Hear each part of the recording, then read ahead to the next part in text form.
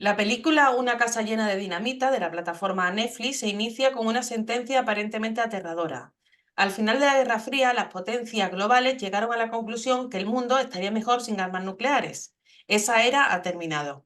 Recientes hechos han dado cierta veracidad a la afirmación de la película de la cineasta Catherine Bigelow. El avance de la OTAN hacia las fronteras con Rusia y la ruptura de Trump con el Tratado de Despliegue de Misiles de Mediano Alcance en Europa son dos acontecimientos que han llevado a Rusia a tomar medidas para responder a lo que el Kremlin considera una amenaza existencial. La respuesta de Rusia nos ha hecho esperar, como digo. Putin anunció ya en el año 2018 una nueva generación de armas defensivas y en las últimas semanas hemos conocido que al menos dos de estas armas de última generación han sido probadas con éxito. Se trataría del misil crucero Burevestnik y del dron submarino Status 6 Poseidón, ambos supersónicos y con un motor a reacción nuclear casi imposible de interceptar. Así, hoy, evitando caer en el sensacionalismo ante una situación tan sensible y entendiendo que es necesario hablar de los temas para comprenderlos, nos preguntamos si ha terminado el equilibrio nuclear. ¿Estamos ante el inicio de una nueva era de guerra total? Buenas a todas y a todos. Esto es la mesa del viejo topo, un lugar para pensar en voz alta, para cuestionarlo todo y para sentar en esta mesa los temas que de verdad nos importan. Si te interesa ir más allá del ruido y pensar el presente con mirada crítica, quédate con nosotros y síguenos en redes, en Facebook, en Instagram, en Twitter y ahora también en TikTok. Comparte y comenta, porque la historia no se mira, se discute, se confronta y solo así se construye. Os invitamos además a seguir la actualidad en nuestra web y en Topospress y a suscribiros a la revista del Viejo Topo. Además, os invitamos a profundizar en nuestro catálogo de libros, presente tanto en librerías como en nuestra tienda online, esta semana con una novedad editorial. Josep Burgaya nos presenta su estudio de la evolución del pensamiento occidental, desde la ilustración hasta las políticas basadas en la identidad, atravesando las teorías marxistas y el pensamiento posmoderno con su libro La razón y sus enemigos. Se sientan en esta mesa Juan Antonio Aguilar, físico y exmilitar, analista geopolítico especializado en estrategia y defensa. José Luis Gordillo, investigador del Centro de LAS de Estudios por la Paz, experto en armamento, gasto militar y políticas de defensa. Y Ezequiel Vistoletti, politólogo y comunicador especializado en relaciones internacionales y comunicación política, director del canal Demoliendo mitos de la política. Los tres ya han compartido con nosotros en otras ocasiones y les agradecemos una vez más que vengan a sentarse a esta mesa para analizar además, como digo, un tema tan sensible. Sin más demora, iniciamos con el bloque 1, donde queremos tratar de comprender la dimensión técnica y estratégica de este nuevo armamento ruso y su impacto potencial en la correlación de fuerzas global. En ese sentido, me gustaría iniciar contigo, Juan Antonio, precisamente por tu especialidad, tanto en el terreno militar como en el terreno de la física, y preguntarte en qué consiste exactamente los avances de armamentos como el Burevestnik o el Poseidón y qué implica esto de que para algunos puede sonar a ciencia ficción, de uso de motores de propulsión nuclear o velocidades hipersónicas. Bueno, pues en primer lugar agradeceros la invitación. Es para mí un placer y un honor estar nuevamente aquí. Por intentar poner un poquito en contexto y voy a procurar ser breve, porque si no esto nos puede llevar muchísimo tiempo. La renovación de lo que se denomina tríada nuclear, para que no lo entienda un poco qué es esto, la tríada nuclear son los tres sistemas de lanzamiento de armas nucleares que tiene cualquier potencia nuclear. Es decir, los misiles balísticos, que tienen base en tierra, los componente naval, que se realiza fundamentalmente de buques o submarinos, y el componente aéreo, que fundamentalmente son los bombarderos estratégicos. Como podemos recordar, bueno, tras el colapso de la Unión Soviética, prácticamente la tríada nuclear rusa quedó desmontada, ¿vale? Y así fue durante los años 90 y comienzos de los 2000, hasta que en 2007, viendo que la OTAN no iba a cumplir los acuerdos verbales a que se había llegado con Gorbachev primero y con Yeltsin después, pues Rusia se encontraba en una situación de vulnerabilidad ante las potencias adversarias, fundamentalmente los Estados Unidos, que es la principal potencia adversaria de la Federación Rusa. Y a partir de ese momento, el famoso discurso de Vladimir Putin en la Conferencia de Seguridad de Múnich de 2007, comienza la modernización de su arsenal nuclear, de su tríada nuclear. A día de hoy, el 95% de sus sistemas son nuevos. Esto puede parecer una tontería, pero es que ha dejado muy envejecido a la tríada nuclear norteamericana. Bueno, pues el componente terrestre eran los misiles Topol y JAS, cada uno de ellos misiles intercontinentales que podían llevar entre 3 y 6 ojivas nucleares. Bueno, pues en el 2018 Putin lanza al mundo, anuncia la creación de todos nuevos sistemas de armas. No solo han sido 2, él propuso allí 6. De los 6, 5 ya están instalados. Estamos hablando de un vehículo de planeo hipersónico, se llama Vanguard, que va a 27 veces la velocidad del sonido.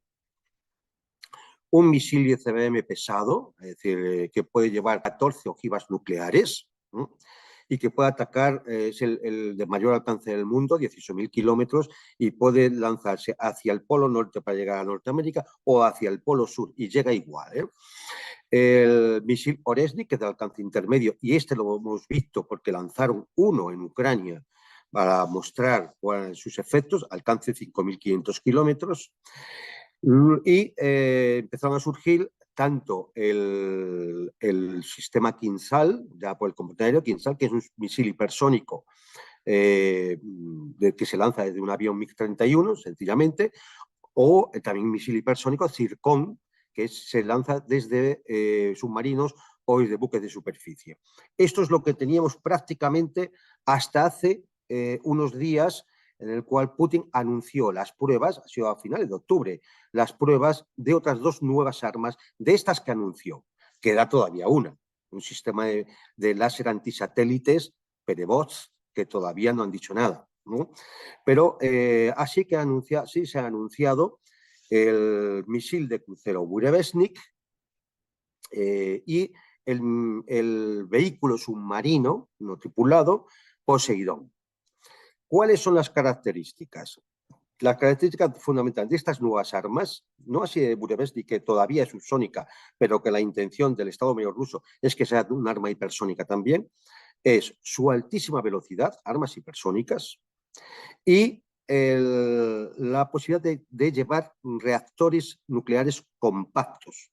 Esto es un salto cualitativo tecnológico, porque se trata de reducir un reactor nuclear, que en estos momentos son bastante grandes, por eso se utilizan para portaaviones o submarinos nucleares, que son muy grandes, es reducirlo, compactificarlo, para que pueda ser llevado en un simple misil o en un simple torpedo. De hecho, esto tendrá aplicaciones civiles a futuro, porque implica un adelanto tecnológico importante. Entonces, para que nos hagamos idea y con muy poquitos datos, Burevestnik significa un motor nuclear, por lo cual su alcance es ilimitado, porque puede estar en el aire semanas. A una altura de entre 25 y 100 metros, prácticamente indetectable por los radares que ahora mismo están funcionando de la OTAN, ¿no? Es un auténtico cambio en las reglas del juego. Su velocidad, la prueba es subsónica, 1.300 kilómetros por hora, pero evidentemente la intención es hacerlo hipersónico, ¿no? El Poseidón, bueno, pues significa un torpedo que va a 1.000 metros de profundidad y viaja entre 150 y 200 kilómetros por hora. A esa profundidad. Es imposible con una firma acústica muy baja, imposible de detectar y, por supuesto, de interceptar. ¿Qué lleva? Una cabeza nuclear de entre 15 y 20 megatones. Esto significa aproximadamente unas 1.000 veces la bomba de Hiroshima, para que nos hagamos una idea. ¿Objetivo de este arma? Alguien dice que crear un tsunami radioactivo, sí, lo puede hacer, pero eso no es el objetivo fundamental. El objetivo fundamental es que lo lanzas contra una flota determinada, la típica Task Force norteamericana, que es un portaaviones con sus cruceros, destructores, buques de apoyo, logísticos y demás, y puedes absolutamente destrozar esa flota. Se han votado también los submarinos que pueden llevar este tipo de torpedos, el Belgorod, Khabarovsk y Ulianox. Cada uno puede llevar entre 6 y 10 Poseidones. Claro, esto, dicho ya estos datos, que son un poco los sorprendentes, ¿no? Y que nos pueden dar una idea de qué es lo que tenemos entre manos, qué es lo que significa esto, ¿no? Es decir, ¿cuál es el significado de todo esto? Bueno, estas nuevas armas rusas significan un cambio cualitativo. ¿Por qué? Porque tienen dos factores que la diferencia de todas las demás. La tecnología hipersónica y los reactores nucleares compactos. Esto implica que inutiliza los actuales sistemas antimisiles de la OTAN y que garantiza el segundo golpe en un enfrentamiento nuclear. Y esta es la parte importante y ahora me referiré. Por supuesto, hay más armas. Es decir, estamos hablando de las que se anunciaron en 2018. Estamos en 2025. Bueno, pues sabemos más o menos indirectamente que se están investigando armas láser antimisiles, como he dicho, el Perevos, que ya fue anunciado, armas antisatélite, como el sistema Novol, que también ya se ha puesto en marcha, o el sistema S-500 de misiles antisatélites, armas de pulso electromagnético, que es posible que se esté utilizando en modo de prueba en Ucrania, por ciertas imágenes de reflejos azulados cuando se atacan ciertas instalaciones críticas que dejan sin luz toda la ciudad, pero esto que falta confirmación. Y, por supuesto, bueno, pues, no sabemos qué tipo de nuevas armas podrían estar desarrollándose en estos momentos, porque sí que es evidente que hemos entrado de nuevo en una especie de carrera nuclear, ¿no? De carrera armamentística, perdón. A ver, lo importante de esto es, estas armas no están diseñadas para lanzar un primer ataque nuclear, sino para garantizar el segundo golpe, es decir, el de respuesta. Dicho de otra forma, para garantizar que siga vigente la destrucción mutua asegurada. Y dejo a los compañeros y luego seguimos explicando esto. Después seguiremos, de hecho, con esa parte de lo que era eso de la destrucción mutua asegurada. Quiero continuar con José Luis Gordillo.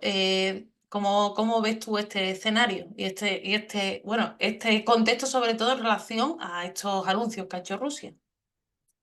Bueno, pues yo en primer lugar agradezco que me invitéis de nuevo y agradezco mucho la explicación técnica que ha hecho Juan Antonio. Eh, yo me lo miro un poco con más distancia y creo que cuando se habla del equilibrio nuclear hay que hablar más bien siempre de equilibrio-desequilibrio nuclear, ¿no? Es decir, que efectivamente desde el inicio de la era nuclear pues ha habido periodos en los que una potencia u otra potencia nuclear ha conseguido alguna clase de ventaja, pero siempre son ventajas transitorias que nunca llegan a conseguir una superioridad militar absoluta, ¿no? Eso no existe. O tarde o temprano, digamos, se vuelve a reequilibrar la balanza, ¿no? De hecho, pues la era nuclear comienza con Estados Unidos lanzando una bomba atómica y creyendo que durante décadas conservaría el monopolio del arma nuclear, y al cabo de 4 años la Unión Soviética ya tenía su bomba atómica respectiva, ¿no? Y si siguiéramos la historia de la Guerra Fría del siglo pasado, pues veríamos que eso es un poco lo que ha sucedido. A ver, de esta situación yo creo que en la que estamos, yo creo sinceramente bueno, sí, que seguramente lo más importante con las nuevas armas fabricadas por la Federación Rusa, yo diría que lo que pasó hace un año con el Oresnik fue muy relevante en ese sentido. Lo que ha quedado claro es que los millones y millones enterrados por los países de la OTAN en la construcción de escudos antimisiles y de misiles antimisiles y todos los programas que empezaron con la Guerra de las Galaxias de Reagan en los años 80 del siglo pasado no han servido para nada. Es decir, no han servido para nada en el sentido de que no han proporcionado a los países occidentales una especie de escudo absoluto que impide, ¿no?, que la Unión Soviética pueda responder a un ataque inicial, como ha dicho ahora Juan Antonio muy bien. Es decir, los escudos antimisiles estos generaban la ilusión o la fantasía de que los países occidentales, la OTAN, podía dar un primer golpe y Rusia pues podía a continuación no responder o su respuesta sería interceptada, digamos, por por los escudos estos antimisiles, ¿no? Que es algo que, por cierto, sale en la película esta que hablabas al principio de la Catherine Bigelow, la casa llena de dinamita, ¿no? Que el misil aquel que se supone el misil intercontinental, ¿no? Que se ha lanzado, no se sabe muy bien por qué, dicen que Corea del Norte. Y es un primer problema porque no saben muy bien quién ha lanzado ese misil, por tanto, contra qué hay que contestar, ¿no? Confían en que sea interceptado y no es interceptado, ¿no? Entonces se dirige, digamos, hacia Chicago, ¿no? Bueno, pues eso es la situación en la que estamos en este momento. En ese sentido, yo diría que el mundo continúa siendo un polvorín lleno de dinamita, con gran peligro de explosión y con la mecha corta, ¿no? En ese sentido, pues bueno, creo que todos deberíamos empezar a preocuparnos muy seriamente sobre la situación y cómo va evolucionando la guerra entre la OTAN y Rusia en el este de Europa. Muchas gracias, José Luis. Pues vamos a cerrar este primer bloque con Ezequiel y sí me gustaría también plantearte, también en relación a tu trabajo como comunicador y como politólogo, analizar una lectura política también de que, por ejemplo, qué es lo que quiere transmitir Rusia, por ejemplo, haciendo público estos avances también. Bien, gracias por la invitación, Carmen, y un saludo naturalmente a José Luis y a Juan Antonio. Em, yo presencio una situación de continuidad a largo plazo en el sentido de que desde la creación de las armas nucleares, el escenario nuclear estuvo caracterizado por las provocaciones y los avances estadounidenses y la respuesta rusa a través de la creación de armas nucleares superiores con el objetivo de la disuasión, ¿sí?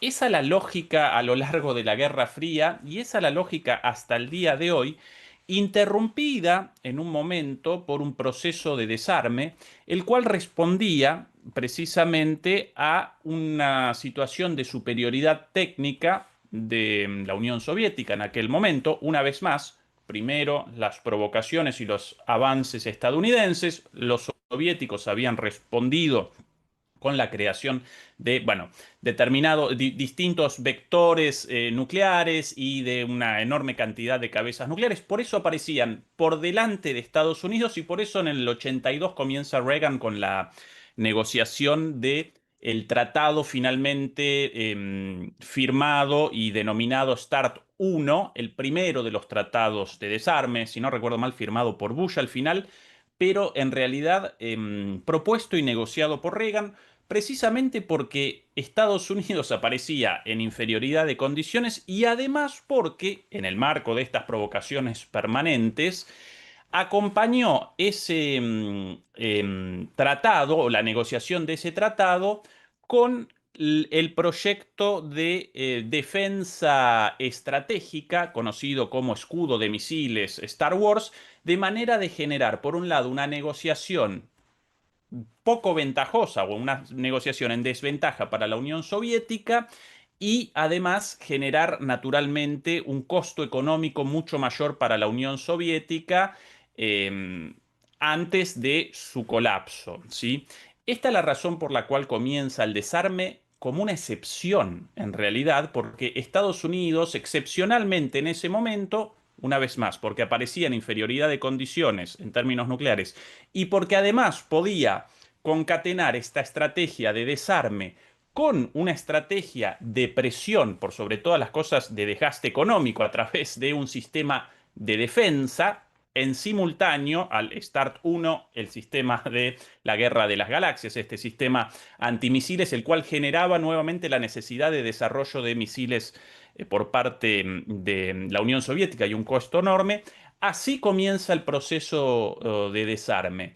Al poquito tiempo de la firma de este primer tratado de desarme, exitoso al menos en sus resultados, sí con, una vez más, con motivaciones espurias, pero exitoso en sus resultados en el sentido de que descendió en un 80% el arsenal nuclear existente en 1991. Bueno, ahí de repente aparece la disolución de la Unión Soviética y comienza Estados Unidos una vez más a acomodar su estrategia global y su estrategia nuclear a generar formas una vez más de reconquistar la hegemonía tanto geopolítica como nuclear, y comienzan entonces las ideas como por ejemplo en el 93 ya uno de los geoestrategas más importantes de Estados Unidos, Brzezinski, comienza con la idea de la expansión de la OTAN. Por ejemplo, ¿sí? En el 93 la publicación de su artículo en Foreign Affairs. 1997, un poquito después de eso, cumbre de la OTAN en Madrid, primera expansión de la OTAN hacia Rusia. A todo esto, los rusos inocentemente querían participar primero en la OTAN. Después de esto, poco tiempo después, en 2002, Bush, una vez más en esta política de provocaciones, realiza el anuncio de la salida del tratado ABM, el de misiles antibalísticos, y comienza también el desarrollo de un sistema de defensa en Europa, ubicado curiosamente alrededor de Rusia, aunque supuestamente esto respondía a la búsqueda de la intercepción de eventuales misiles iraníes y norcoreanos. Una vez más, los rusos ingenuamente responden: podemos entonces participar nosotros también en este sistema. Y lógicamente Bush rechaza la propuesta. Esto más o menos en 2002. Esto va generando cada vez del lado de Rusia mayor resignación, mayor cinismo también. Ahí, en ese contexto, en 2007 aparece el discurso de Putin en Múnich, estableciendo una línea roja, Ucrania y Georgia. Al año siguiente, en 2008, en la cumbre de Bucarest, nada más y nada menos, establecen el ingreso sin una fecha, afortunadamente, y aparentemente esto de no haber determinado una fecha respondió a la presión de Sarkozy y de Merkel, porque Bush quería directamente establecer el ingreso de Ucrania y de Georgia a la OTAN casi de forma inmediata. Y posiblemente en esos años Putin y Rusia determinan que todos los intentos de reacercamiento hacia Occidente, de generar una suerte de sistema global de seguridad en el cual no apareciesen amenazas para Rusia, bueno, en realidad carecían de sentido, y presumiblemente por esos años comienza una vez más Rusia el desarrollo de armas, en este caso superarmas con nuevas características, pero en última instancia armas con capacidad nuclear, con el objetivo de la disuasión frente a las provocaciones y a los avances de Estados Unidos. ¿Sí? Esta es la continuidad con la cual comenzaba mi respuesta. En el medio aparece un tratado, el último tratado, el New START, o también conocido como START 4, pero este tratado pronto va a caducar y Trump ya determinó que no quiere su renovación, ¿sí? En 2018 entonces Rusia realiza el anuncio de estas superarmas y comienza paulatinamente a presentarlas. Si no recuerdo mal, en el anuncio oficial había presentado Putin 6 y después, por ejemplo, apareció el Oryezhnik de la nada. Y no recuerdo cuál otro más apareció después. Puede que el Burevestnik no lo hubiera referenciado en ese discurso. No recuerdo mal exactamente cuál. Otro Sarmat. apareció el Sarmat. Sarmat. Bueno, el Sarmat. Sumado a las cabezas, a los vehículos de reentrada Vanguard, ¿no? Lo cual genera un misil balístico intercontinental prácticamente indetenible, por cierto. Y en esa situación aparecemos ahora, en la continuidad de las provocaciones y los avances de Estados Unidos y la respuesta por parte de, en su momento, la Unión Soviética y ahora Rusia, generando armas superiores a las de Occidente con el objetivo de la disuasión. Y por eso el anuncio tan público, tan claro de Putin, y por el momento su escasa utilización. ¿sí? Porque bien hubiera podido Putin realizar ataques con misiles Oryezhnik en múltiples oportunidades. Simplemente realizó el lanzamiento del Oryezhnik más o menos para, si no recuerdo mal, alrededor de la operación Telaraña, esta operación con la cual generaron un ataque a la tríada nuclear rusa. Entonces, con uno de estos haces en la manga, una de estas maravillas técnicas, maravillas desde el punto de vista bélico, responde Rusia a esto con un objetivo mayormente disuasorio. ¿Sí? Ni siquiera recuerdo cifras de muertos en el caso del ataque con el misil Oryezhnik, dirigido hacia una industria y disparado por la noche. Generó una destrucción enorme, naturalmente sin una cabeza nuclear, solo por su energía cinética, pero solo como elemento disuasorio. Y esa es la lógica de todas estas armas, incluidas naturalmente también las pruebas de 2 semanas atrás del Burevestnik y del Poseidón. Em, lo cual, por otro lado, a pesar de esta intención disuasoria, ante oídos sordos y ante la total ignorancia y el analfabetismo de Donald Trump, solamente la mención de reactor nuclear, en el sentido de su propulsión nuclear, generó inmediatamente una reacción alocada de vamos a recomenzar entonces las pruebas nucleares. Algo además sin mucho sentido desde la creación desde la aparición de las supercomputadoras y desde la posibilidad de realizar simulaciones y por ende comenzar o realizar pruebas nucleares sin la necesidad de la detonación de una cabeza nuclear. Bueno, es el contexto general y por eso lo mediático de estos anuncios y es el objetivo de Putin. Si esto efectivamente generará el resultado deseado o si, por el contrario, en el proceso de decadencia de Estados Unidos como potencia hegemónica, eh, ninguna disuasión va a realizar su función y vamos a presenciar de parte de Estados Unidos, en este caso a través de Ucrania mayormente, pero cada vez más de manera directa, mayores y mayores provocaciones y avanzadas, eso no lo podemos determinar ahora, pero ciertamente aparecemos en un camino difícil y con síntomas cada vez más preocupantes en este sentido. Muchas gracias, Ezequiel. Estaba reflexionando en relación con lo que habéis comentado, bueno, las equivalencias con lo que era el contexto de la Guerra Fría, con el elemento de disuasión y demás. Pero bueno, decía Marx aquello de que la historia se repetía 2 veces, la primera como tragedia, la segunda como farsa, que realmente significa que no se repite 2 veces, porque ya es una farsa, ya es otra cosa, ¿no? Y ahora estamos en un contexto que también es un poco diferente, precisamente por lo que acababas de mencionar, Ezequiel. Y en este segundo bloque me gustaría analizar, pues eso, ese contexto de la otra parte. Como bien has mencionado, Trump ha anunciado ese inicio de pruebas nucleares. Por otra parte, también estamos en el contexto de este llamado rearme europeo, que tiene mucho que ver, como hemos analizado en otras ocasiones, con el rol también de la OTAN, de las relaciones entre Estados Unidos y Europa y también con esa decadencia de lo que ha sido Occidente, en sentido amplio, como hegemonía unipolar. Entonces, en medio de este contexto, el escenario se complica, yo creo que un poco con respecto a la disuasión, porque no sabemos hasta qué punto la potencia que está en declive piensa morir matando.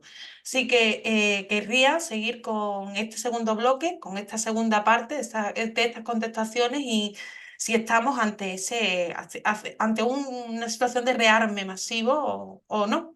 ¿Cómo lo ves tú, José Luis Gordillo? Voy a iniciar contigo. Vale, digo, no, me parece evidente que estamos ante una situación de rearme, entre otras cosas porque los dirigentes de la OTAN, obedeciendo las órdenes de Trump, pues ya decidieron que iban a aumentar los gastos militares hasta llegar al 5% del PIB, ¿no? Yo creo que eso hay que interpretarlo de dos maneras. Realmente, desde luego, eso va a servir para impulsar una nueva carrera de armamentos, claramente. Y lo que falta por saber es que si eso va a desembocar en la guerra con Rusia, que anunció alegremente el orate este que atiende por ministro de Defensa en la República Federal Alemana, que es Boris Pistorius, que un día dijo: en el año 2029 entraremos en guerra con Rusia, y se quedó tan ancho. Bueno, eso sería pues ir hacia efectivamente una conflagración terrible, o bien, lo más probable, digo yo, si la gente no es tan loca o no la, en fin, si toma su medicación, sería que nos están preparando para ir hacia una nueva Guerra Fría, ¿no? Una nueva división de Europa, que ya no estaría en el medio de Europa, como la Guerra Fría del siglo XX, sino en las fronteras con Rusia, ¿no? Yo creo que eso es lo que inevitablemente va a conducir el rearme de, de la OTAN y también pues, la respuesta militarista, diría yo, de la Federación Rusa. En ese sentido, yo quisiera también distanciarme un poco. Es decir, yo estoy absolutamente de acuerdo con la descripción que ha hecho Ezequiel sobre los acontecimientos históricos que nos han llevado hasta aquí y la asignación de responsabilidades. Estoy absolutamente de acuerdo, que yo diría que la guerra de Ucrania o la guerra en Ucrania entre la OTAN y Rusia, el 70% de las responsabilidades de la OTAN y el 30% yo diría también es de la Federación Rusa. Muy bien, eso es así, pero hay que tener en cuenta las consecuencias de las acciones que se llevan a cabo. Y entonces hay que recuperar una idea importante que explicó muy bien Bertrand Russell en un libro que se llamaba La guerra nuclear entre el sentido común, que es lo del juego del gallina. Es decir, yo creo que estamos en una situación en la cual la OTAN y la Federación Rusa cada vez más están avanzando en ese juego del gallina, ¿no? A lo mejor, no sé si hay gente joven, pues no sabrán lo que es, pues era un juego estúpido que, según Bertrand Russell, llevaban a cabo entonces, los años 50 del siglo pasado, adolescentes descerebrados que se subían en dos coches situados en una carretera recta, el uno contra el otro, y conducían el coche a toda velocidad para estrellarse o bien el uno contra el otro, es decir, suicidarse, o bien en último momento alguien da un volantazo, se aparta y el otro abre la puerta y le puede gritar: eres un gallina, eres un nenaza y eres un cobarde, ¿no? De hecho, hay una escena famosa en Rebelde sin causa de James Dean que no es exactamente así, porque son dos coches que avanzan hacia el precipicio. Es una situación que, sean cuales sean las responsabilidades de cada cual, y digo que yo insisto en que estoy de acuerdo en la asignación de responsabilidades que ha hecho Ezequiel, pero si las consecuencias, si llegaran a materializarse, lo que vendría después haría que nos olvidáramos absolutamente de las responsabilidades, incluso de las causas, quedarían en un segundo plano o quedarían como un asunto menor, ¿no? Por tanto, yo creo que es muy importante ayudar a los principales actores a que den los volantazos necesarios para no llegar a una situación de callejón sin salida en la que las opciones son las que, en ese sentido, a mí la película de Catherine Bigelow también me ha parecido muy interesante, ¿no? Que es al final de todo, el presidente de los Estados Unidos, que tiene que decidir si aprieta el botón o no, le pregunta a un asesor y el asesor le dice: señor presidente, usted solo tiene dos opciones, o rendición o suicidio. Digamos, tenemos que, yo creo que no solamente los actores principales y sus amenazas respectivas, sino que las poblaciones tenemos que empezar a intervenir para evitar que ellos se metan, los dirigentes políticos se metan en en ese callejón sin salida en el que solo podrían optar entre la rendición o el suicidio, porque el suicidio no sería de ellos, sería de todos nosotros. En ese sentido, recuperar no la guerra, etcétera, etcétera, debería ser algo que todo el mundo debería ver como una cosa absolutamente necesaria, ¿no? Porque yo creo que de la Guerra Fría del siglo XX, efectivamente, hubieron elementos diversos, también tecnológicos, pero el movimiento pacifista occidental jugó un papel muy importante porque es el que, digamos, le dio las ideas a Gorbachov. Es decir, el movimiento pacifista occidental en los años 80, en la primera mitad de los años 80, entre otras cosas, proponía el desarme unilateral para salir de la situación precisamente del juego de gallina en el que se estaban metiendo entonces la Unión Soviética y Estados Unidos. Y Gorbachov inteligentemente dijo: hombre, pues ya la puedo hacer yo. Las medidas no de desarme unilateral, sino más bien medidas de distensión unilateral, que yo creo que fueron las que abrieron entonces la posibilidad de llegar al tratado este de prohibición de 1987, ¿no? De fuerzas intermedias, que era la principal reivindicación del movimiento pacifista occidental. Ese tratado, firmado entre Reagan y Gorbachev, fue una gran victoria del movimiento pacifista occidental. Es lo que se pedía, desinstalar los euromisiles, ¿no? Desinstalar los euromisiles y también los SS-20, porque había unos misiles más o menos parecidos en el otro lado.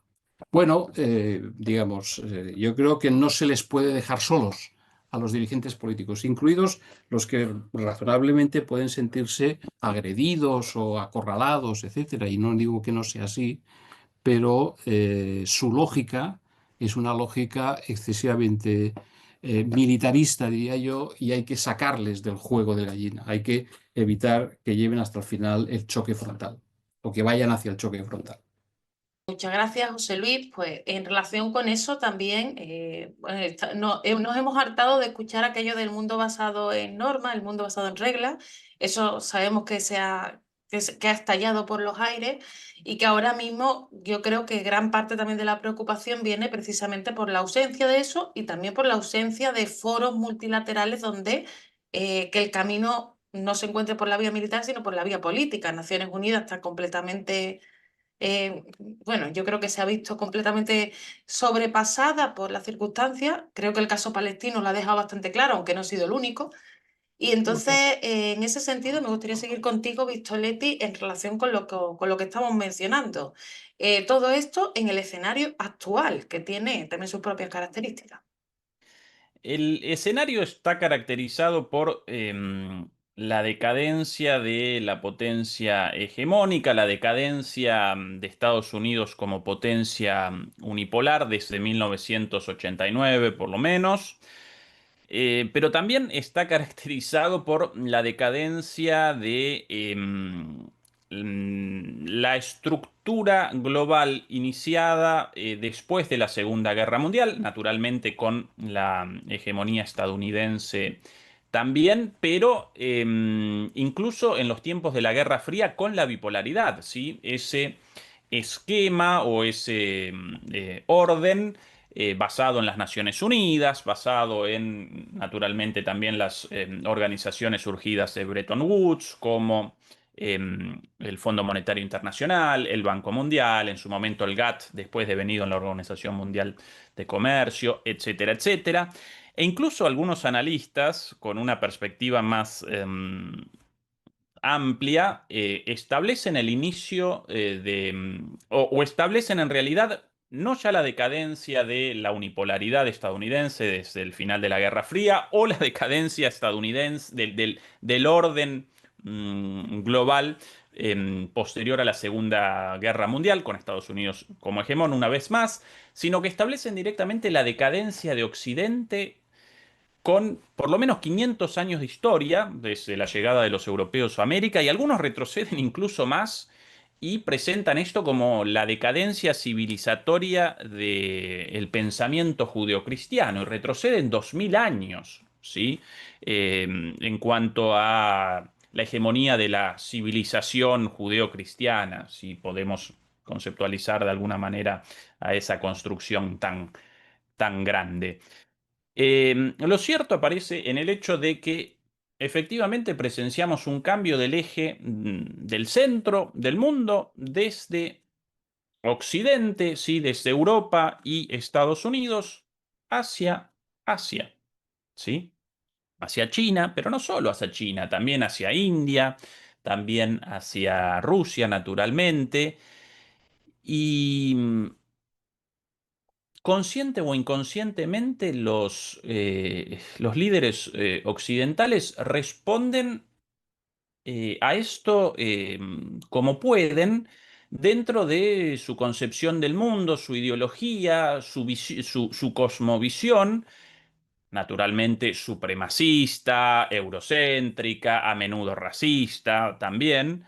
Y responden tontamente con la posibilidad incluso de una guerra directa entre este nuevo centro surgiendo en Asia y las potencias anteriormente hegemónicas en decadencia. De ahí toda la conversación sobre esta escalada nuclear.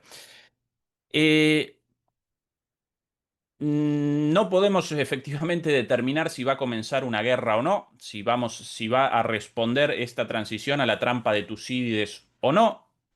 Todos, naturalmente, queremos una transición sin la intermediación de una guerra, pero en definitiva la transición aparece inevitable, ¿sí? Porque responde a cambios estructurales tremendamente profundos y ya no solo geopolíticos e incluso ideológicos, sino por sobre todas las cosas geoeconómicos, ¿sí? Acá aparecemos en una situación de transformación del capitalismo caracterizada por la financiarización de la potencia económica hasta hace poquito tiempo, ¿sí? Y el surgimiento de un nuevo centro en esta economía mundial, en esta economía mundo, en China, básicamente, y sus satélites. Por cierto, a propósito de esto, aunque la financiarización de la economía pueda aparecer como la característica más relevante de la fase neoliberal del capitalismo, ¿sí? La fase actual del capitalismo, tanto en sus distintas versiones, tanto en la neoliberal progresista de los demócratas como en la neoliberal conservadora de los trampistas. En realidad esto de la financiarización de la economía caracteriza a todas las fases de declive de los distintos ciclos de acumulación del capitalismo desde sus orígenes, ¿sí? Esto lo presenta muy bien Giovanni Arrighi, uno de los teóricos del sistema mundo, en sintonía con Immanuel Wallerstein. Básicamente, si recorremos la historia del capitalismo, y para mí el capitalismo comienza en el largo siglo XVI, no con la Revolución Industrial Británica, sino antes, con el establecimiento de una economía mundo en el largo siglo XVI, con la llegada de los europeos a América y con la consolidación de los estados a través de la Paz de Westfalia en Europa, la consolidación de los centros de esta economía mundo con la forma naturalmente del Estado-nación. Bueno, a partir de ahí van apareciendo ciclos de acumulación encabezados por una potencia económica, primero el ciclo de acumulación genovés, después el holandés, después el británico, el del Imperio Británico, después finalmente el estadounidense, el actual, y curiosamente todos estos ciclos presentan tres fases, la primera de auge, la segunda de consolidación y la tercera de decadencia, y en todas esas fases de decadencia aparece la financiarización de la economía, desde la financiarización de la incipiente burguesía genovesa, cuya financiarización, por cierto, determinó la posibilidad de que los genoveses patrocinaran a los reyes de España para el descubrimiento de América o la llegada de Colón a América, por cierto. Posteriormente, un ejemplo más cercano, cuando comienza a retroceder económicamente Reino Unido como la potencia económica de la revolución, de la primera revolución industrial, también comienza un proceso de financiarización de las burguesías británicas a través de la City de Londres, y todavía hoy representa la City de Londres uno de los grandes polos financieros, y con el neoliberalismo, básicamente, desde los años 80 en adelante, ahí presenciamos la financiarización de la principal economía del mundo en este último ciclo de acumulación, el ciclo de acumulación estadounidense, y el surgimiento, como en todos los otros casos, de un nuevo polo económico central a escala global, enfocado en la economía real, en la economía material, en la economía productiva, con China. Este proceso representa un proceso irreversible, ¿sí? Si geopolíticamente como humanidad vamos a acompañar esto con una transición mediada por una guerra, y en ese contexto la discusión de hoy sobre la carrera nuclear o no, bueno, esa es una cuestión de discusión geopolítica, incluso hasta podríamos realizar también una discusión ideológica de esto, de las distintas concepciones del mundo y demás.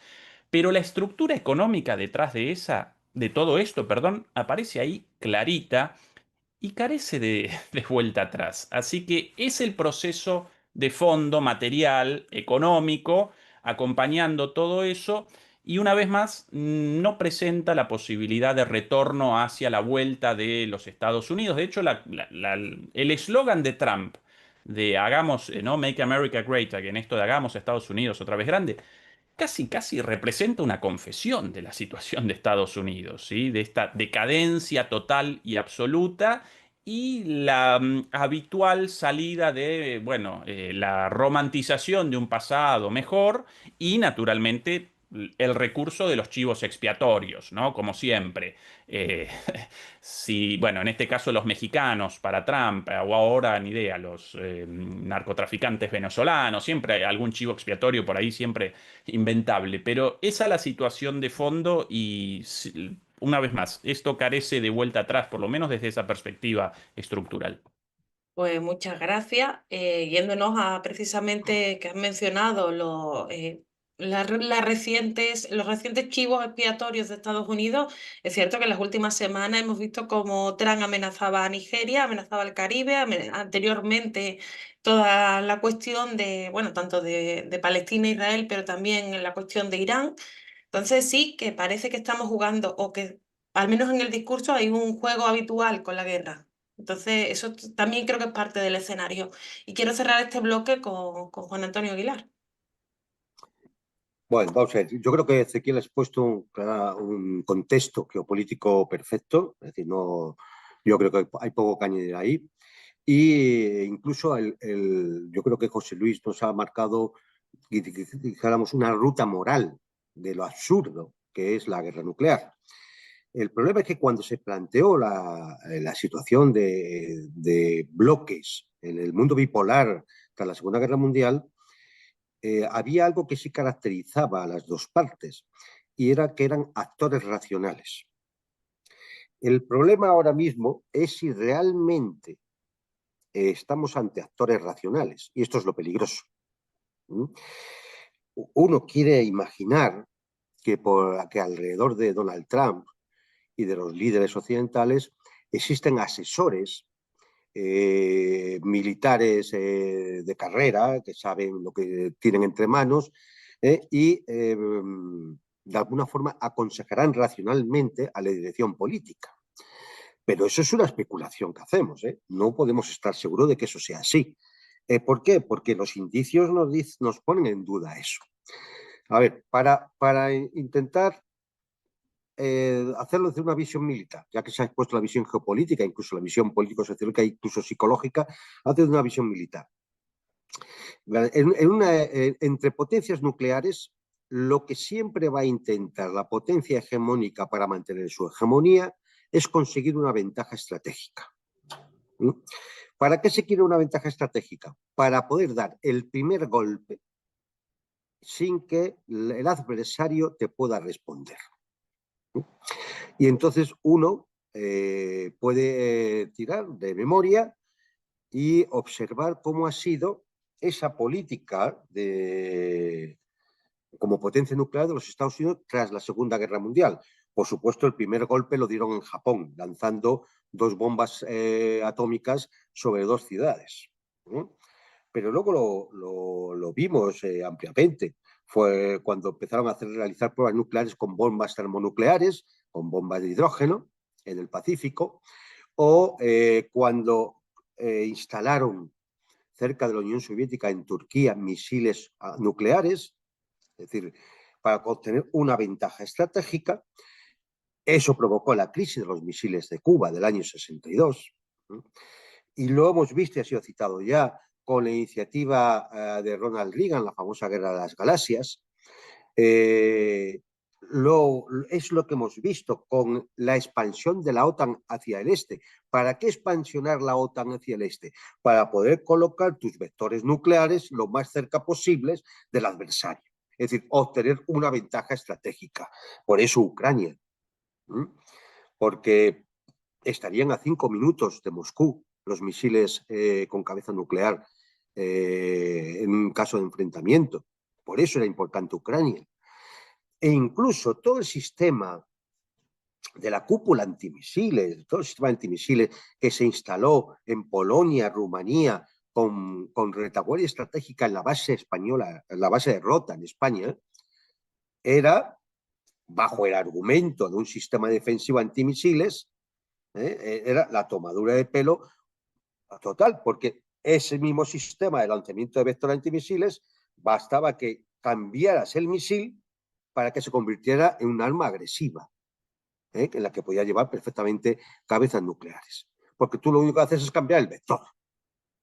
Es decir, Estados Unidos argumentaba que era para enfrentarse a los misiles iraníes que al parecer iban a atacar a Europa entrando por Polonia. Ya sabemos, este tipo de tomaduras de pelo mediáticas que suelen hacer esto. ¿Qué es lo que se intentaba conseguir con eso? Una ventaja estratégica. Siempre han intentado conseguir una ventaja estratégica, porque en su concepción de doctrina nuclear está dar el primer golpe. ¿Qué hizo la Unión Soviética y posteriormente la Federación de Rusia? Fundamentalmente buscar la disuasión, es decir, decirle al otro que aunque dé el primer golpe, que no va a tener ventaja estratégica, y aunque dé el primer golpe, nadie va a evitar el golpe de represalia, lo que se llama el segundo golpe. Y estas armas, precisamente, que se han desarrollado ahora, son para garantizar ese segundo golpe. Entonces, claro, ¿qué ocurre aquí? Que entramos en lo que se llama el dilema de seguridad. Cada vez que una potencia aumenta su propia seguridad, la otra lo va a ver como una amenaza y va a intentar de nuevo volver a intentar conseguir esa ventaja estratégica. Con lo cual se inicia un círculo vicioso que nos ha llevado, y yo lo tengo aquí, pues bueno, a que dejó de estar vigente el tratado New START. Bueno, no está vigente, caduca, vence el próximo mes de febrero, pero a la propuesta rusa de renegociarlo y de ampliarlo, Estados Unidos no ha respondido. En todo caso, hay algunas declaraciones diciendo que no les interesa. Pero, por ejemplo, el Tratado de Prohibición Completa de Ensayos Nucleares, vigente de 1996, firmado por, entrando en vigor en 1996, firmado por 186 países, Donald Trump no olvida decir ahora que va a reanudar los ensayos nucleares. Es decir, detonar armas nucleares, detonar bombas atómicas, sea en la atmósfera, en la superficie o subterráneas. El Tratado sobre el Espacio Ultraterrestre se firmó en 1967, pero prohíbe las armas nucleares en órbita, pero no regula las armas convencionales de antisatélite, por ejemplo. El Tratado de Fuerza Nuclear de Rango Intermedio, Estados Unidos lo abandonó en el año 2019. El Tratado de Cielos Abiertos, Estados Unidos se retiró en 2020. El Tratado de Misiles Antibalísticos, Estados Unidos se retiró en 2002, precisamente para desarrollar su famoso escudo antimisiles. El Tratado de Fuerzas Convencionales en Europa, también se firmó en el año 90, pero se suspendió en el 2007. Es decir, en lo que estamos es ante ese círculo de dilema de seguridad que al final provoca aquello que Clausewitz decía de la elevación a los extremos. Llega un momento en el que todo va caminando hacia el enfrentamiento, hacia el choque. Pero claro, ¿quién va a iniciar el choque si no tienes ninguna ventaja estratégica? Porque lo que sí han demostrado el desarrollo de estas armas rusas es que Estados Unidos ha fracasado en conseguir esa ventaja estratégica. Esa es la única esperanza que tenemos de que esto no acabe mal de verdad. Es decir, de que han fracasado en eso. Si a ese fracaso se le une ese declive imperial del que citaba antes Ezequiel, pues digamos que es la esperanza que podemos tener de que todo esto al final no acabe saltando todo por los aires, ¿no? Es decir, pero que tiene esa lógica. Ahora bien, todo esto es contando con que la dirigencia política, tanto en Estados Unidos, en la ciudad de Rusia, en Europa, además, está llevada por actores racionales. Es decir, que van a entender esta lógica, que es la lógica de la disuasión. En última instancia, la lógica de la destrucción mutua asegurada. Porque en el momento que entienda que esa destrucción mutua no está asegurada y puedes tener una ventaja estratégica para conseguir dar un primer golpe y anular la capacidad del enemigo de devolvértelo, entonces estamos en peligro todos. Es decir, ese es el gran problema, ¿no? Y bueno, pues claro, si uno ve a un Trump diciendo que volvemos a las pruebas nucleares, que es sinónimo de proliferación nuclear, porque es lo que indica es que vamos de nuevo a la carrera de armamentos, que pretende desplegar en Europa su sistema Dark Eagle de misiles hipersónicos. Están en prueba, no los han desarrollado todavía, pero bueno, se supone que alcanzarán en algún momento a tenerlo y desplegarlos en Europa. Esto implica que la Federación Rusa tendrá que desplegar sus misiles Oresnik en Venezuela o en Cuba o en Nicaragua, en algún sitio así en Latinoamérica. ¿Piensa Trump responder de forma positiva a renegociar el tratado New START que limita ahora mismo los arsenales nucleares y que si no se renueva va a provocar también la proliferación nuclear? Es decir, bueno, pues estas son las preguntas que yo imagino que vamos a tener respuesta en los próximos meses, pero esa es la situación peligrosa. Uno, no tenemos actores racionales, me temo que no hay actores racionales en estos momentos. Dos, la única solución que tenemos, porque la doctrina norteamericana, y así aparece en su última versión, como con lo del ataque preventivo, es decir, ellos siempre han aspirado a dar el primer golpe. Entonces, es necesario que efectivamente se enteren, se percaten, se den cuenta, y de ahí el anuncio de Putin de estas armas, de que no tienen esa ventaja estratégica, que han fracasado en ello y, por tanto, cualquier escalada significará la destrucción mutua asegurada. Esto parece absurdo, pero si no tienes otra forma de entrar en razón a esos actores, pues no queda más remedio. Ahora, si estos actores no son racionales, evidentemente estamos en una situación muy peligrosa.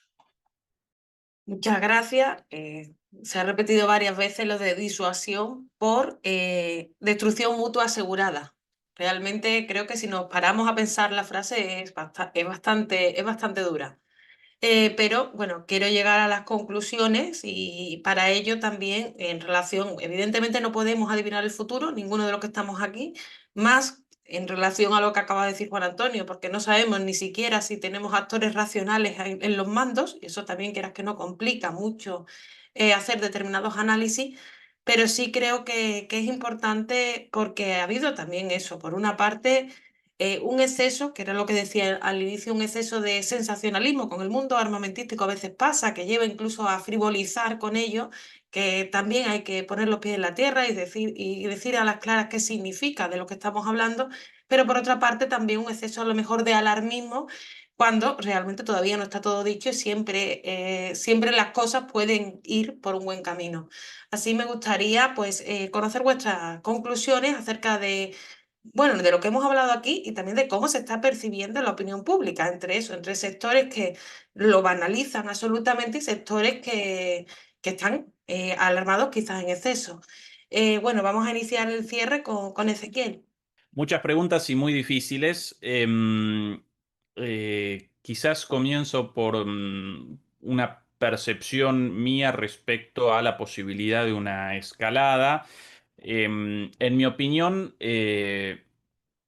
la posibilidad, o sí, la posibilidad de una guerra en Europa, para mí, aparece prácticamente asegurada como un escenario casi seguro. Así de sombrío así de sombrío mi visión. Pero no porque realice una evaluación alarmista, sino por las propias declaraciones de los líderes europeos, diciendo, aparecen diferencias en el año, ¿no? Algunos en 2030, en 2029, también he escuchado por 2027, por ahí. En 2027 comenzamos una guerra con los rusos. Así, sin más, dicho por ellos. Y bueno, y acompañan esto con programas de rearme verdaderamente gigantescos, como el de 800.000 millones de dólares de la Unión Europea, este ReArm, el de 500.000 millones de dólares de Alemania.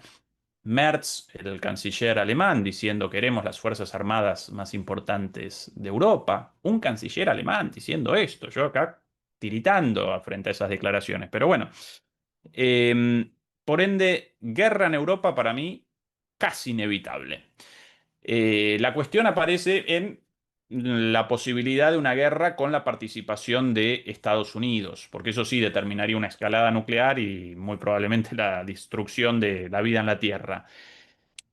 Ahí no puedo realizar una predicción, ni siquiera con una corazonada. Hasta ahí la parte mía, mi visión hacia adelante. Pero por otro lado, quería acompañar las palabras de Juan Antonio acerca de la irracionalidad, con un análisis en línea, naturalmente, para por lo menos deliberar sobre las posibles causas de esta irracionalidad evidente, ¿sí? Porque no amanecieron irracionales y tontos de la noche a la mañana los líderes europeos. Evidentemente ahí debe aparecer algo, ¿no? La gran pregunta, la pregunta del millón, ¿por qué los líderes occidentales y especialmente los europeos motorizan políticas contrarias a los intereses nacionales y contrarias a los intereses de sus pueblos, abiertamente irracionales? Em, yo establecería el foco en dos cuestiones. Primero, en la del vaciamiento de la democracia, en el sentido de que realizan estas políticas porque pueden, ¿sí? Básicamente porque los pueblos no establecen límites a estas cuestiones como sí los establecían en el pasado, como por ejemplo el movimiento pacifista, como recordaba José Luis, el movimiento pacifista en los años 50, 60, 70. Yo participé en manifestaciones por la paz acá y lamentablemente participan 5 viejitos precisamente de esa época, con la banderita del símbolo de paz, la palomita. Súper meritorio que gente de 80, 70, 80, 90 años participe ahí, pero el resto de la sociedad no participa. Y a veces participaba gente de la AfD, de la nueva extrema derecha. Em, entonces, vaciamiento de la democracia y por ende una sociedad sumisa, silenciosa, silenciada, convalidando esto desde el silencio, no porque lo acompañe voluntariamente, sino sencillamente por su eh, eh, a- pasividad. Y en segundo lugar, para mí también aparece un elemento muy importante ligado precisamente a toda esta evolución del ciclo de acumulación capitalista actual, un elemento al cual yo caracterizaría como la desnacionalización de las clases dominantes.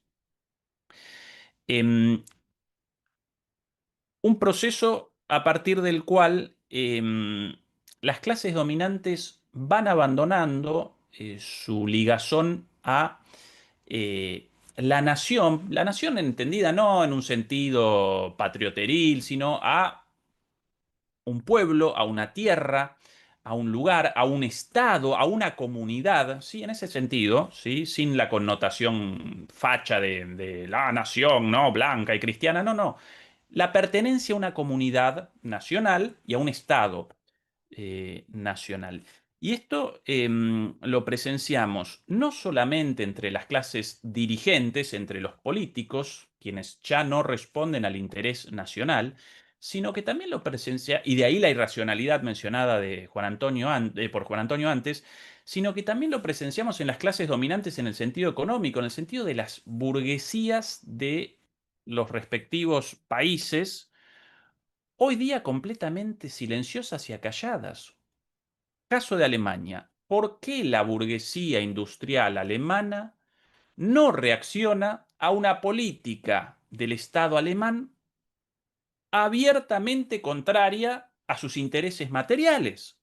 Dicho de otra manera, la política de energía carísima y desindustrialización genera no solamente para los trabajadores alemanes un desastre, sino también para los industriales alemanes un desastre. Y lo mismo en los franceses, lo mismo en los españoles, lo mismo, sí, presento solo el caso de Alemania por la importancia de la industria alemana y la burguesía alemana. Bueno, esto responde a que esas clases dominantes, esas burguesías nacionales, en el marco del neoliberalismo, fueron abandonando la ligazón con Alemania, tanto desde lo ideológico, ¿no? Desde las escuelas de sus niños, desde sus referentes políticos e intelectuales, desde su posición material, su posición económica, sus inversiones, la propiedad de sus empresas, en gran medida enajenada con fondos de inversión estadounidenses como BlackRock, Vanguard, etcétera, etcétera.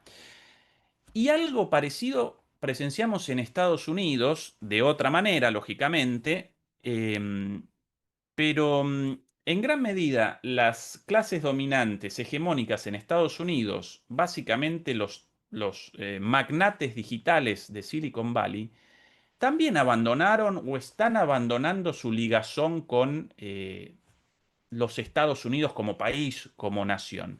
Y así presentan estos delirios de el transhumanismo, de la vida en Marte, y de todas estas ideas de que ellos, ¿no? Como si ellos representasen un grupo distinto del resto, ya no de la humanidad, sino del resto de los estadounidenses, su destino aparece por otro lado, y entonces, bueno, en ese contexto, tanto los estados, los gobiernos, responden a su búsqueda de ganancias rápidas y de mantenimiento de sus privilegios y de la posición hegemónica en el mundo, sin la menor relación con el interés nacional, más allá de la utilización del Estado como instrumento para sus ganancias, ¿no?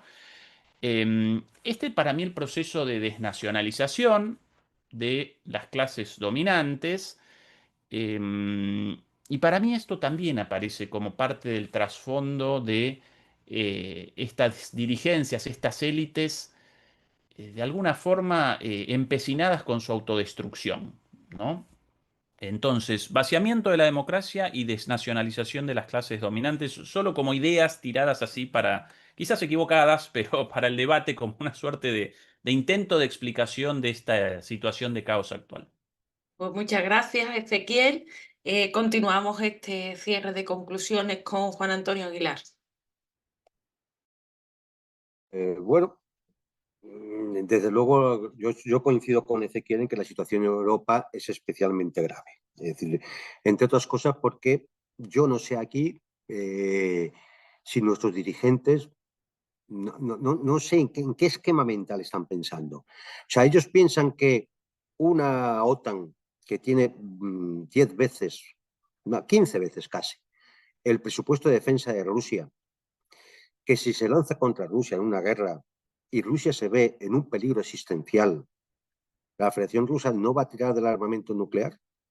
Entonces, ¿de qué guerra convencional están hablando? ¿De qué sirve gastarse 850.000 millones de euros, más el 5% del PIB de los estados, para rearmarse? ¿Para qué? ¿Para ir contra una Federación Rusia que tiene un presupuesto 15 veces menor? ¿Ese es el peligro? Y que si la pones en un peligro existencial, no le va a quedar más remedio que tirar del arma nuclear. O sea, que ¿desde qué punto irracional maneja esta gente los asuntos de la defensa, de la estrategia, de la geoestrategia, y en definitiva, los asuntos públicos, los que nos afectan a todos? Yo creo que sí, que el nivel de irracionalidad al que se ha llegado en Europa nos lleva a un choque bélico. Es decir, al final uno tiene la esperanza que nunca ocurra, ¿no? Pero desde luego los indicios son muy malos, ¿eh?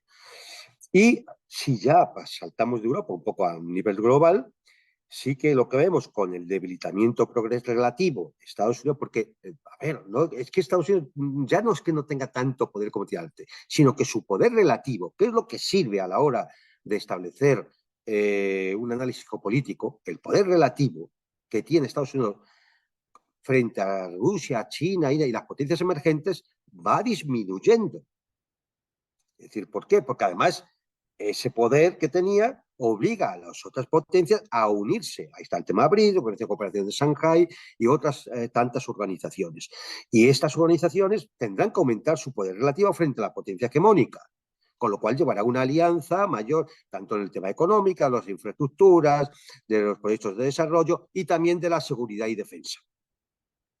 Y por lo tanto, ese debilitamiento del poder relativo norteamericano frente al ascenso de las potencias emergentes va a llevar al dilema de seguridad y posiblemente incluso a la trampa de Tucídides que decía antes Ezequiel.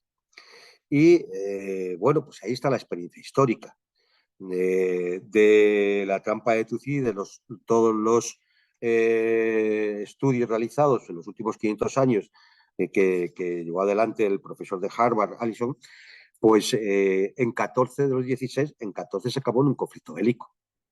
Esto, pues, es decir, no es para estar optimistas. Tenemos que tener la esperanza, pero no es para estar optimistas. Con lo cual, ¿qué nos queda? Pues queda que la población, la ciudadanía, empieza a ser consciente de que estamos ante un peligro real. Un peligro real. Un peligro que se cierra sobre nuestras cabezas. Y que tiene como actores responsables a unas clases políticas, económicas e incluso, yo diría, culturales y mediáticas, como actores responsables de ese peligro real. Porque si no doblegamos esa percepción que ellos tienen de que la guerra es rentable, cosa que es un absurdo, o que para salir de la decadencia, del declive, de la pérdida de hegemonía, pues lo mejor es una guerra, eso obedece a un pensamiento absolutamente irracional en estos momentos, porque la guerra nuclear no tiene vencedores, solo tiene perdedores. Y esto parece que no lo entiende. La disuasión, como decía antes, en la doctrina nuclear rusa está así. La disuasión está en decirle al contrario. Si tú lanzas un ataque, nadie va a evitar nuestra respuesta. Entonces, hay que llevar al convencimiento a las élites occidentales, europeas y norteamericanas, de que efectivamente la destrucción mutua asegurada, que de alguna manera fue ese absurdo que hizo que a lo mejor a lo largo de la Guerra Fría nos saltáramos todos por los aires. Pero hay que llevarles al convencimiento de que esa destrucción mutua asegurada está ahí y se va a dar. Por tanto, no inicien ustedes otra vez el movimiento de a ver cómo intentamos conseguir una ventaja estratégica que nos permita mantener una hegemonía global que, por otro lado, por las contradicciones estructurales que ya ha señalado Ezequiel, ya han perdido. Entonces, al final está en nuestras manos, en las manos de todos, el intentar llevar al convencimiento a la población. A ellos, a las élites, yo creo que no las vamos a llevar al convencimiento, las podemos obligar, pero hay que llevar el convencimiento a la población, a nuestros compatriotas, a los ciudadanos, a la opinión pública, llevar al convencimiento de que se acabó. No, ni un duro más para aumentar gastos militares que no se justifican, porque por más tanques que tengas, por más aviones que fabriques, por más barcos que botes, cuando llegue la hora de la verdad y un choque y vayas a vencer a una potencia nuclear, esta potencia va a lanzar sus bombas. Porque es así, es su supervivencia, que parece no entenderlo. Es su supervivencia. Es una cuestión puramente existencial y por lo tanto va a darle al botón rojo. Y entonces, ¿después qué? ¿Después de qué te van a servir todo ese gasto militar, todos esos tanques, avioncitos y demás? No te va a servir de nada. Entonces, ante este absurdo, es por lo que las poblaciones son las que deben obligar a esas élites a no, señores, por ese camino ya no se va a ir. Y es, de verdad, la única esperanza.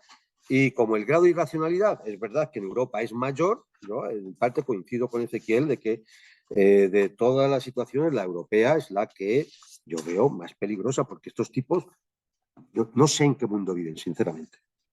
Muchas gracias, Juan Antonio. En relación a lo que mencionabas de que se les puede obligar, a lo mejor convencer no, hay un ejemplo reciente que es lo que ha ocurrido en relación con Palestina. O sea, es cierto que la pantomima que montó Trump del alto el fuego, sabemos que no ha solucionado el problema, pero la tuvo que montar. Es decir, tuvo que hacer como que hacía algo. En el caso de España, Pedro Sánchez también salió a decir una medida que tampoco ha implementado, pero lo tuvo que hacer. ¿Eso qué quiere decir? Que al final, cuando pensamos que las luchas no sirven para nada, lo que estamos es negando la realidad. Claro que sirven. Si no se consigue la primera, hay que continuar, pero efectivamente que sirven y que aunque no se les puede convencer, como dice Juan Antonio, creo sí que se les puede obligar. Cerramos el programa y el bloque con José Luis Gordillo. Muy bien, pues muchas gracias. Vaya, veo que estamos de acuerdo en bastantes cosas. Eh, es evidente que lo que el mundo necesita, lo que la humanidad necesita en este momento es cooperación para afrontar los grandes problemas globales, ¿no? Estos días en Belén, en Brasil, se está reuniendo la COP30, ¿no? Para afrontar ese problema tan grave que es el cambio climático. Ese tipo de problemas, como también agotamiento de recursos, reducción de la biodiversidad, etcétera, etcétera, que son los grandes problemas que deberían estar preocupándonos y ocupando a nuestros dirigentes todos los días, solamente se pueden afrontar mediante el multilateralismo, ¿no? Mediante la cooperación, el consenso, la llegada de acuerdos, etcétera. La confrontación es exactamente ir en la dirección opuesta, ¿no? Eh, ¿Estamos cerca de la Tercera Guerra Mundial? Pues yo diría que estamos más cerca ahora que hace 15 años, ¿no? Que es inminente. Yo no diría, es verdad que no podemos predecir el futuro, ¿no? Que va a haber una confrontación, pero digamos, para que se puedan resolver los problemas globales mediante el multilateralismo, para que la trampa de Tucídides no llegue a la solución mayoritaria históricamente, que ha sido una guerra, que en este caso sería una guerra general, devastadora, pues hay que alejar el peligro de la Tercera Guerra Mundial, ¿no? Y en ese sentido, pues como habéis dicho muy bien, las poblaciones, el papel de las poblaciones es crucial.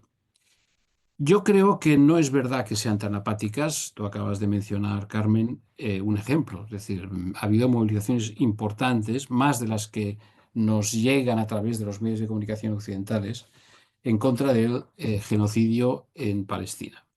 ¿Qué han conseguido esas movilizaciones? Uno, que Israel, en vez de matar 1.000 palestinos cada semana, pues mate 25. Bueno, se dirá, "Hombre, pero esto es poca cosa". Bueno, hay personas que han conseguido salvar la vida gracias a eso. Han entrado algunos camiones con ayuda humanitaria de los 6.000 que estaban allí en la frontera con Gaza y que el ejército de Israel nos dejaba entrar. Bueno, algo. Hay gente que ha comido gracias a eso. Y después lo que han conseguido es el desprestigio absoluto del Estado de Israel. Lo del antisemitismo se ha acabado. Es decir, el antisemitismo como argumento para estigmatizar cualquier crítica al Estado de Israel se ha acabado. Se le ha acabado el blindaje ideológico al Estado de Israel. Por tanto, las movilizaciones nunca consiguen sus objetivos máximos. O sea que no está mal lo que se ha conseguido. Es verdad que entonces uno se pregunta si os movilizáis por Gaza, ¿cómo es que no nos estamos movilizando? Y lo digo también porque formo parte de colectivos pacifistas que hemos convocado a alguna manifestación y al final, como decía Ezequiel, pues nos encontrábamos gente ya de una cierta edad y tal, y prácticamente sin jóvenes. ¿Qué tiene que pasar? Bueno, pues es posible que si empiezan a aplicar este programa de rearme, de aumento de los gastos militares, eso va a suponer recortes en gastos sociales y ya veremos cómo se lo va a tomar la gente, ¿no? Cuando empiecen a recortarle la pensión, cuando empiecen a recortarle pues, el subsidio de desempleo, etcétera, etcétera, ¿no? Por tanto, esto tiene varios momentos. Pero desde luego, yo creo que solo las poblaciones las poblaciones seguramente occidentales, por la mayor responsabilidad, si se quiere, de los países de la OTAN, pero bueno, tampoco habría que animar mucho a que la Federación Rusa continuase en esta lógica de, yo que diría un poco militarista, ¿no? Pero las poblaciones son las únicas que pueden aportar racionalidad al debate público, siempre que sean poblaciones que se movilizan por la paz, por el desarme, por negociaciones de paz para acabar con la guerra de Ucrania, perdón, para conseguir una triste paz negativa de entrada y después, si puede ser, pues una paz positiva que resuelva los problemas eh, en el este de Europa, ¿no?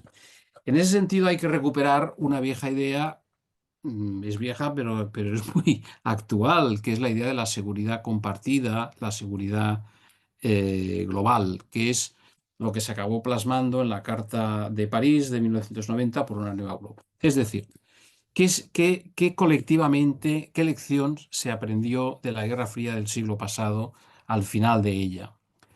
La principal lección fue que la seguridad basada, una seguridad concebida militarmente y unilateralmente concebida mediante la amenaza y la persecución de ese santo grial de la superioridad militar absoluta, llevó a la acumulación de 60.000 armas nucleares, capaces ellas de matar 12 veces consecutivas a cada uno de los 5.000 millones de personas que entonces habitaban en el mundo. O sea que te morías, te resucitabas, te volvían a matar y así hasta 12 veces consecutivas.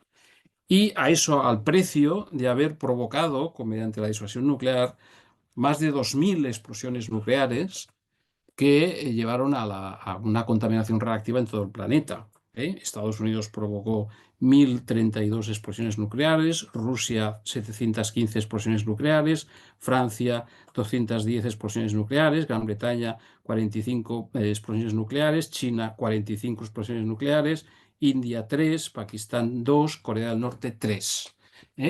A eso se le puede añadir la contaminación radiactiva provocada por los proyectiles recubiertos con uranio empobrecido, que también son armas radioactivas, todavía no se les puede considerar armas nucleares, pero también difunden en el ambiente elementos de radioactividad que básicamente ha utilizado Estados Unidos y Gran Bretaña. Es decir, esa es nuestra experiencia, lo que tenemos a nuestras espaldas. Entonces, de toda esa experiencia, ¿cuál es la lección que debemos salir? Pues la que se plasmó y evidentemente la OTAN en primer lugar traicionó, diciendo la única seguridad posible, es decir, la seguridad unilateral militarista basada en la persecución de la superioridad militar lleva a una inseguridad global. Es decir, lleva al equilibrio del terror, a que la gente viva permanentemente con miedo de que mañana puede estallar el Armagedón. La Carta de París lo decía muy bien, la seguridad es indivisible, es decir, los 144 millones de rusos estarán seguros y tienen derecho a la seguridad los 144 millones de rusos cuando los 400 millones de europeos estemos seguros y al revés, y también los ucranianos, etcétera. ¿Y eso qué exige? ¿Exige acumular más armamento, innovar tecnológicamente el armamento que existe? No, exige acuerdos, exige llegar por medios en realidad no militares, acuerdo, diálogo, que acaban cristalizando en tratados que después, por desgracia, las grandes potencias, empezando por Estados Unidos, pues abandonan, ¿no? Pero esa es la línea correcta, diría yo, es decir, volver a reivindicar para el mundo, pero sobre todo para Europa, la idea de la seguridad indivisible. Entonces, si se consiguiera una paz, al menos una paz negativa en el este de Europa, lo que habría que hacer a continuación es convocar una conferencia de seguridad en la que tienen que estar presentes los rusos. La seguridad en Europa no se puede construir contra Rusia, sino con Rusia, atendiendo, yo creo que a intereses legítimos de seguridad que ya se expresaron en las negociaciones entre Estados Unidos y Rusia en diciembre de 2021, ¿no? Es decir, pues no querían bases militares en sus fronteras, etcétera, etcétera, algo razonable en un país que fue invadido por la Alemania nazi y que echarlos les costó 27 millones de muertos. ¿Cómo no van a estar preocupados por instalación de bases militares en sus fronteras, etcétera, etcétera? Eso deberían ser para mí los grandes objetivos que un nuevo movimiento por la paz debería proponerse y pues empezar a defender en las calles y donde sea.